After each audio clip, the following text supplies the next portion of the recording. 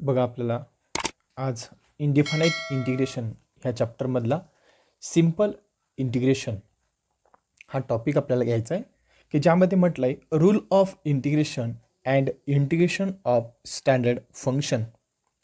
मधलं रूल कुठले दोन रूल आहेत ते आपण आज बघणार आहोत. फर्स्ट रूल असा आहे, if F of X is integrable and K is any constant then integration of K into F of X D X is equals to K into F of X D X. जर आपल्याला कुठल्याही फंक्शनचं integration करायला लावलं आणि त्याच्यासोबत जर आपल्याला constant नंबरचं दिसत असेल तर कॉन्स्टंट नंबर आपण इंटिग्रेशनच्या बाहेर घेतो आणि राहिलेल्या फंक्शनचं इंटिग्रेशन फाइंड करतो. ठीक आहे. सो आपल्याला इथे इंटिग्रेशनचा साईन पाहिजे. ठीक आहे. क्लिअर होते सगळ्यांना. बघा rule number second, if F of X and G of X are integrable function, म्हणजे हे दोघं जर इंटिग्रेबल फंक्शन असतील then integration of F of X plus G of X D X is equals to F of X D X plus G of X D X. म्हणजे हे दोघं पण integrable function आहे आणि दोघं जर फंक्शन आपल्याला प्लसच्या फॉर्मॅटमध्ये असेल आणि इंटिग्रेशन जर दिले असेल तर आपण इंटिग्रेशन ह्या फंक्शनसाठी सेपरेट आणि ह्या फंक्शनसाठी सेपरेट घेऊ शकतोय. क्लिअर होते. सेम या ठिकाणी जर आपल्याला सबट्रॅक्शन जर दिलेले असेल तर आपण सबट्रॅक्शनसाठी देखील हे इंटिग्रेशन काय करू शकतोय, सेपरेट घेऊ शकतोय. ह्या रूलमध्ये आपल्याला आज हे 4 एक्झाम्पलचा स्टडी करायचा आहे. हे 4ही एक्झाम्पल याआधी एक्झाममध्ये आलेले आहेत, IMP क्वेश्चन आहेत. बघा एक्झाम्पल ऑन रूल. फर्स्ट आपल्याला एक्झाम्पल दिलं आहे, evaluate integration X raise to A plus A raise to X plus A raise to A. हे पूर्ण एका ब्रॅकेटमध्ये दिलं आहे आणि याचं आपल्याला इंटिग्रेशन फाइंड करायचं आहे विथ रिस्पेक्ट टू एक्स. ठीक आहे. चला वन बाय वन एक्झाम्पलचं आपण स्टडी करूया. बघा फर्स्ट एक्झाम्पल बघण्याआधी आपल्याला हे स्टँडर्ड इंटिग्रेशनचे फॉर्म्युले माहीत असावे लागतात की जेवरती आयकॉन बटन दिसतंय त्यावरती आपण याची प्रॉपर व्हिडिओ तुम्हाला भेटून जाईल. या आधीच्या लेक्चरमध्ये आपण याच्यावरती डिस्कशन केलं आहे. जर आपल्याला हे फॉर्म्युले बघायचे असतील तर वरती आयकॉन बटनावरती प्रेस करा, तुम्ही ह्या व्हिडिओला व्हिजिट करा. ठीक आहे. बघा फर्स्ट एक्झाम्पल आपण फाइंड करायला घेतला आहे. पहिल्या एक्झाम्पलमध्ये आपल्याला म्हटलं आहे की evaluate integration of A raise to X plus A raise to X plus A raise to X D X. थोडीशी मिस्टेक झाली आपली राईट ऑफ करताना. बघा आपल्याला एक्झाम्पल जे दिलं होतं, ठीक आहे, एक्झाम्पल दिलं होतं एक्स रेस टू ए. ठीक आहे. सो फक्त मी ते थोडंसं करेक्शन करतो आहे. आपल्याला एक्झाम्पल फाइंड करायला लावलं एक्स रेस टू ए.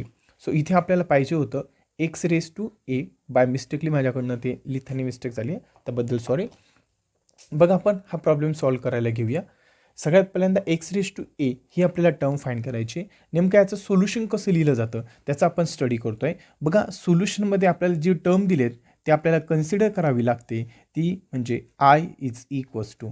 ठीक आहे. ह्या पूर्ण टर्मला मी आय कन्सिडर करतो आहे. So I into integration of X raise to A plus A raise to X plus A raise to A ही पूर्णचे पूर्ण टर्म मी राईट करून घेतली आहे की ज्याला मी आय कन्सिडर केलं आहे.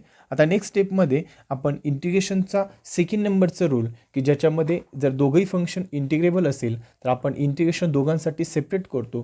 ठीक आहे. तर आपल्याला इथे 3 टर्म दिलेत तर आपण ह्या तिघही टर्मसाठी आपण हे इंटिग्रेशन सेपरेट करणार आहे. बघा आपण हे सेपरेट कसं करणार आहे, आय इज इक्वल्स टू इथे function X raise to A दिसतंय. सो आपण याला इंटिग्रेशनच्या आतमध्येच ठेवूया, म्हणजेच integration of X raise to A D X ही टर्म आपल्याला बघायला भेटेल.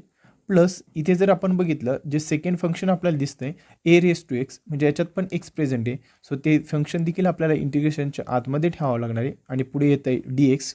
आता थर्ड नंबरची टर्म जर आपण बघितली तर ए रेस टू एक्स आहे, म्हणजे याच्यामध्ये कुठेही एक्स दिसत नाही आहे, म्हणून आपण याला कॉन्स्टंट टर्म कन्सिडर करणार आहे. आणि कॉन्स्टंट टर्म जो आपला फर्स्ट रूल आहे की कॉन्स्टंट टर्म आपण इंटिग्रेशन साईनच्या बाहेर घेऊ शकतो आहे, सेम त्याच टाईपमध्ये मी ही टर्म इंटिग्रेशनच्या बाहेर घेतो आहे.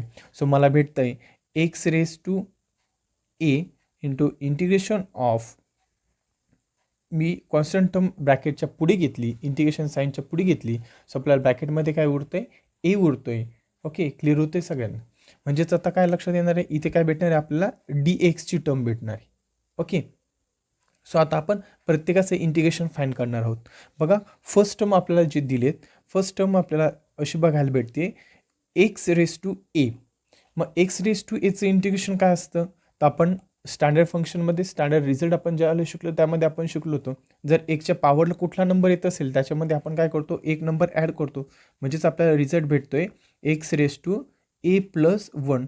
आणि जी आता नवीन पॉवर आली आहे ती पॉवर आपण काय करतो, डिनोमिनेटरमध्ये राईट करतो. सो आपल्याला आन्सर भेटतंय X raise to A plus 1 आणि हीच पॉवर डिनोमिनेटरमध्ये आली ए प्लस 1. सो मी प्लस साईन देतोय. नेक्स्ट टर्म दिसते आपल्याला A raise to X. A raise to एक्ससाठी आपल्याला फॉर्म्युला माहिती आहे. आपण काय करतो, A raise to X right करतो, ठीक आहे. आणि काय करतो, डिनोमिनेटरमध्ये हा जो टर्म आहे त्याच्यापुढे काय लावतो, लॉग. आणि इथे जी टर्म दिसते ती कॉन्स्टंट टर्म राईट करतो आणि त्याच्या लॉगच्या बेसला आपण टर्म राईट करतो ई. म्हणजे आपल्याला रिझल्ट भेटतोय एक्स रेस टू एसाठी A raise to X upon log A to the base E. Clear होते. बघा next A raise to A ही कॉन्स्टंट टर्म आहे, सो आपण ही ॲज इट इज ठेवूया. आणि integration of one with respect to D X ना, एक्ससोबत 1चं इंटिग्रेशन ते काय असतंय एक्स. ठीक आहे. आता सगळ्या ठिकाणचं इंटिग्रेशन साईन निघून गेलं ते आपण पहिल्यांदा चेक केलं.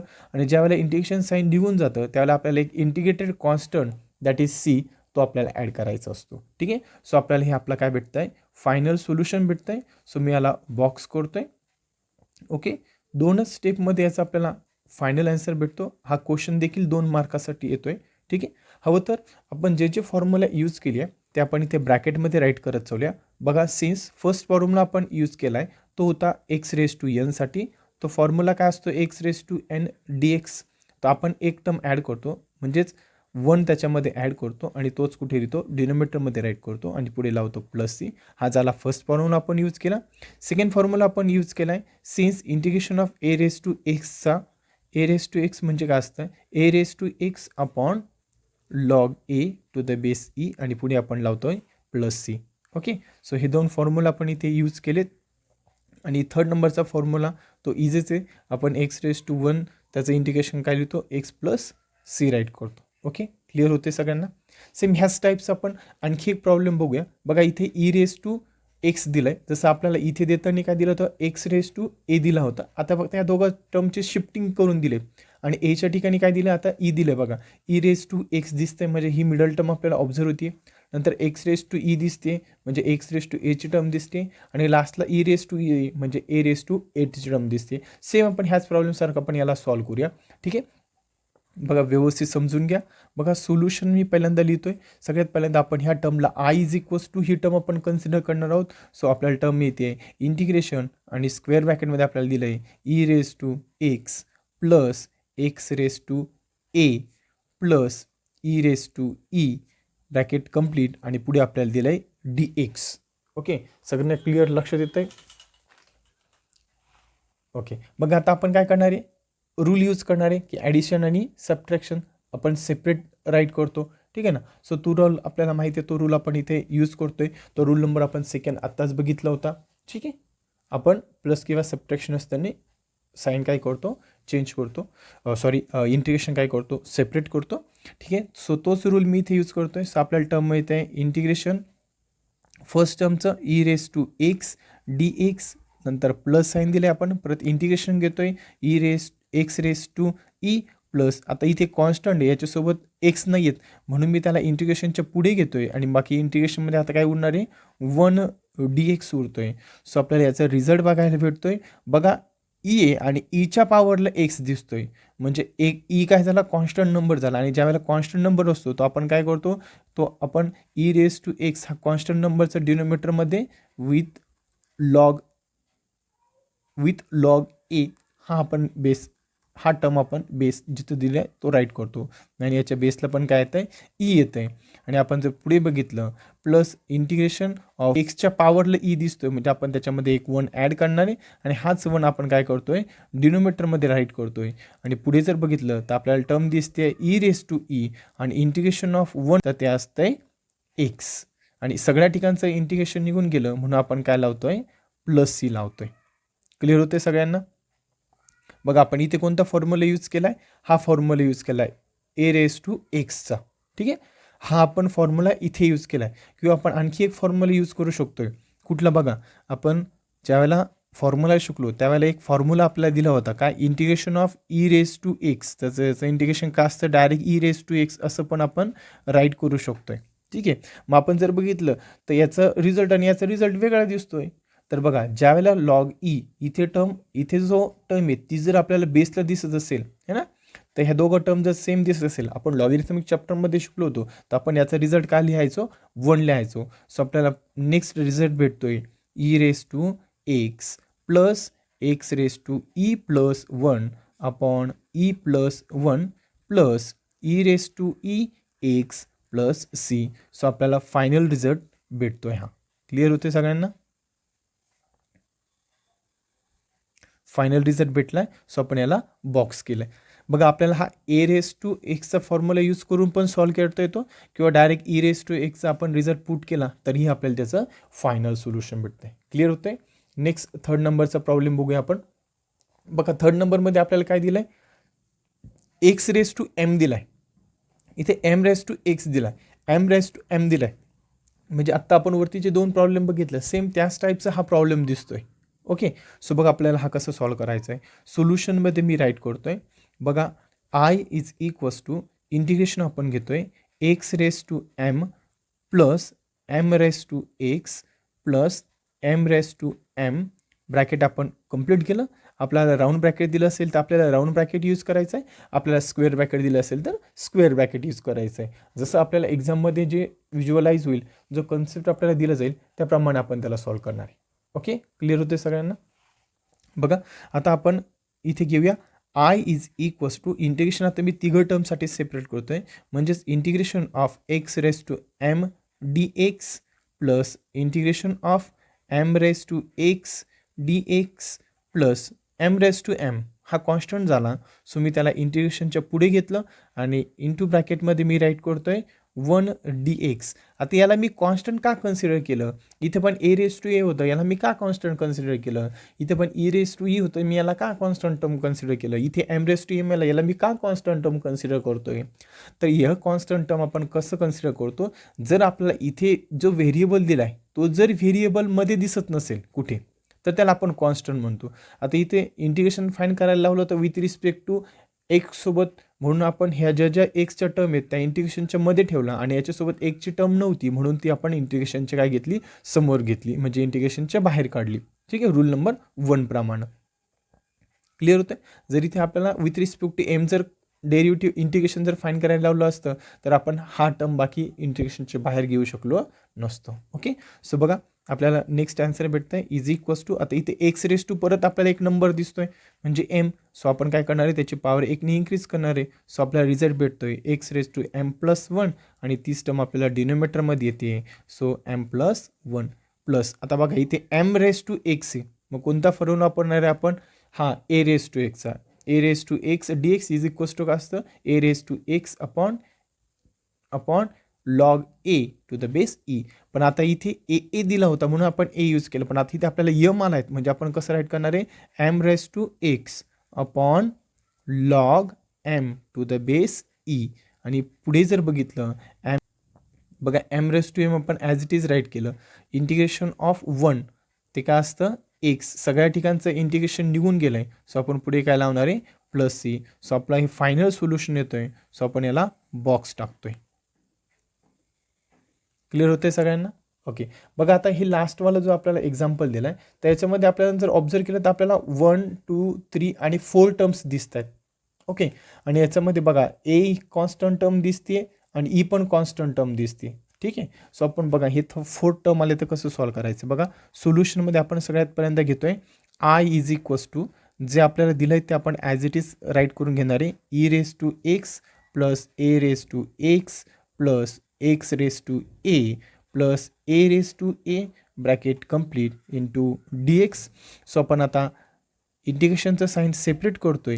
So integration of E raise to X into D X plus integration of A raise to X D X plus integration of X raise to A D X plus, आता A raise to A constant term झाली so मी ते इंटिग्रेशनच्या पुढे घेतलं आणि आपल्याला मिळतं आहे D x.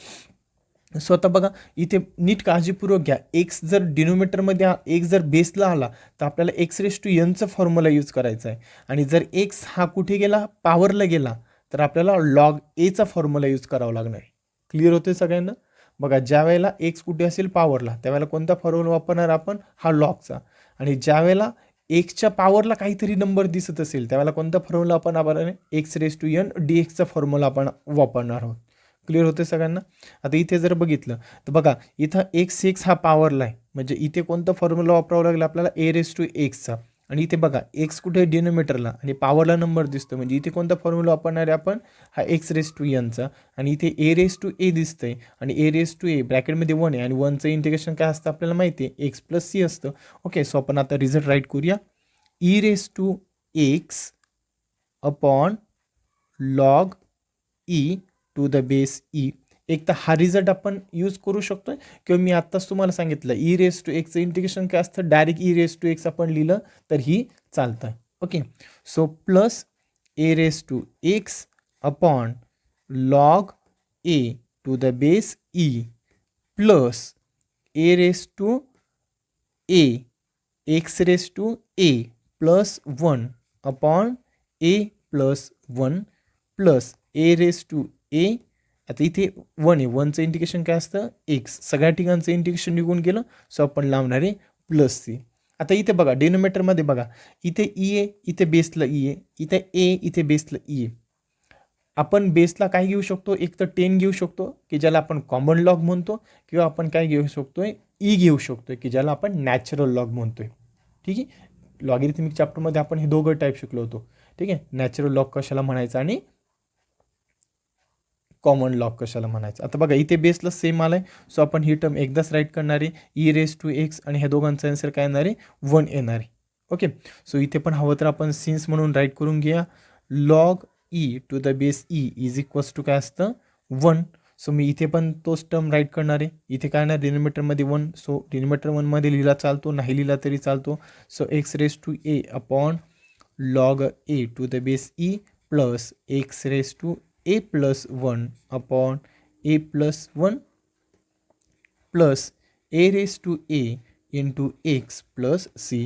हे आपल्याला फायनल सोल्युशन भेटतं आहे. सो मी याला बॉक्स करतो आहे आणि कोणता रिझल्ट आपण राईट केला, तर since log E to the base E is equals to काय असतं, 1 असतं. क्लिअर होतं आहे सगळ्यांना? बघा आपल्या चॅनलवरती दररोज संध्याकाळी 7 वाजता दॅट इज 7 PM दररोज आपण नवनवीन व्हिडिओ ह्या चॅनलवरती अपलोड करतो आहे. सो आपल्या चॅनलला लाईक करा, ते सबस्क्राईब करा आणि वरती नोटिफिकेशन ऐकलं आहे त्याला हिट करून ठेवा की जेणेकरून नवीन अपलोड केलेल्या व्हिडिओचं नोटिफिकेशन तुमच्यापर्यंत पोहोचेल. याच्यानंतरच्या नेक्स्ट व्हिडिओची आपली असणार आहे, त्यामध्ये आपण ह्या एक्झाम्पलचा स्टडी करणार आहोत. ई रेस टू पॉवर आपल्याला काही नंबर्स दिले जातात किंवा लॉग नंबर दिले जातात. सो आपण याचा स्टडी नेक्स्ट व्हिडिओमध्ये करणार आहोत. त्याचप्रमाणे पुढची येणारी नेक्स्ट व्हिडिओ त्यामध्ये आपण ह्या टाईपचे एक्झाम्पल स्टडी करणार आहोत. ब्रॅकेटमध्ये काही टर्म असेल आणि त्याचे जर स्क्वेअर आपल्याला दिला असेल किंवा डिनोमिनेटरला जर आपल्याला काही नंबर असेल किंवा त्या ब्रॅकेटच्या समोर आपल्याला काही एक्स दिसत असेल तर त्याचा ते एक्झाम्पल कसे सॉल्व करायचा त्याचा स्टडी आपण नेक्स्ट व्हिडिओमध्ये बघणार आहोत.